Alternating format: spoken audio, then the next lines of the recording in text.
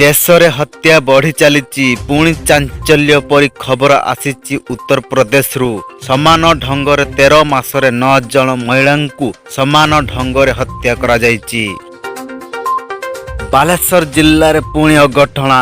40 ଜଣ ଛାତ୍ରଛାତ୍ରୀ ମେଡିକାଲରେ ଭର୍ତ୍ତି, ମଧ୍ୟାହ୍ନ ଭୋଜନ ଖାଇ ଅସୁସ୍ଥ। କେନ୍ଦୁଝର ଜିଲ୍ଲା ଆନନ୍ଦପୁର ବ୍ୟାରେଜ ପ୍ରକଳ୍ପର ମୁଖ୍ୟ ନିର୍ମାଣ ଯନ୍ତ୍ରୀ ପ୍ରଭାସ କୁମାର ପ୍ରଧାନଙ୍କ 20ଟି ପ୍ଲଟ ଠାବ କରିଛନ୍ତି ଭିଜିଲାନ୍ସ। ରାଜଧାନୀ ଭୁବନେଶ୍ୱରରେ ପୁଣି ମର୍ମାହତ ଅଘଟଣା। ପାର୍କିଂକୁ ନେଇ 2 ଯୁବକଙ୍କୁ ଗୁଡ଼ାଇ ହାଣିଲେ ଦୁର୍ବୃତ୍ତ। ଓଡ଼ିଶାବାସୀଙ୍କ ପାଇଁ ଖୁସି ଖବର।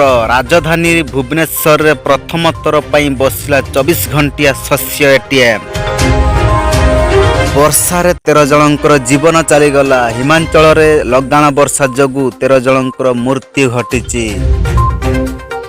ଓଡ଼ିଶାକୁ ମଦମୁକ୍ତ କରିବା ପାଇଁ ଅବକାରୀ ବିଭାଗ ବଡ଼ ନିଷ୍ପତ୍ତି ନେଇଛନ୍ତି।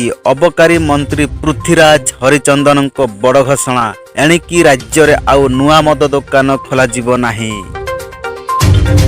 ପୁଣି ଏକ ବଙ୍ଗୋପସାଗରରେ ଆଉ ଏକ ଲଘୁଚାପ ଫଳରେ ଆସନ୍ତା 11 ତାରିଖ ପର୍ଯ୍ୟନ୍ତ ପ୍ରବଳ ବର୍ଷା।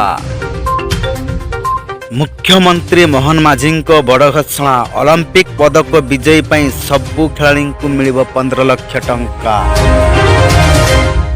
ଏବଂ ସରୁ ନାହିଁ ଆଳୁ ଟେନସନ। ଓଡ଼ିଶାକୁ ଛାଡ଼ିବ ନାହିଁ ଆଳୁ। ପଶ୍ଚିମବଙ୍ଗ ଟ୍ରକ୍ ଗୁଡ଼ାଇ ଧରିଲା ପୁଲିସ।